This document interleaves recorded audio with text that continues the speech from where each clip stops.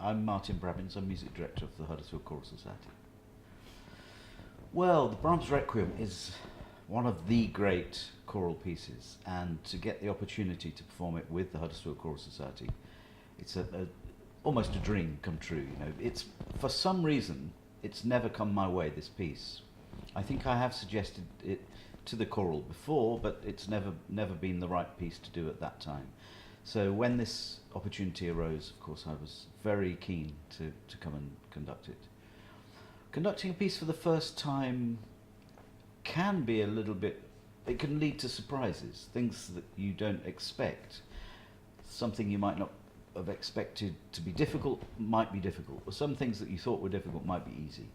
And what's happened now with the choral being in such a strong vocal health, everything's been easy. We rehearsed last week with piano, and I came up for a piano rehearsal, and they were in very good shape. And then we had last night an orchestral rehearsal, a tutti rehearsal, and it was just a great joy to do. The choir know the piece well.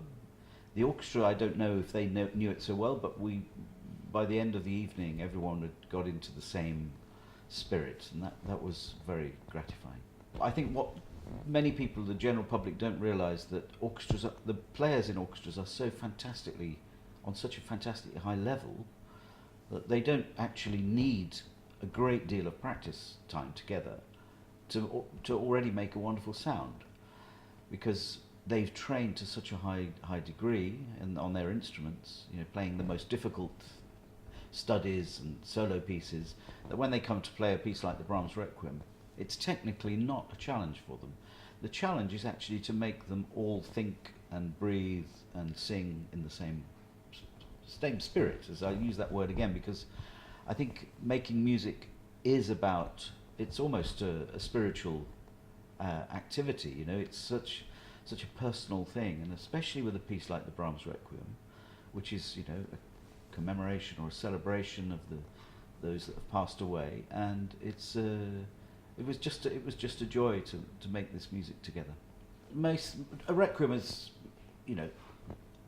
a mass for the dead in a sense, but with the Brahms Requiem, he was not so interested in that side of things. He called it a human requiem.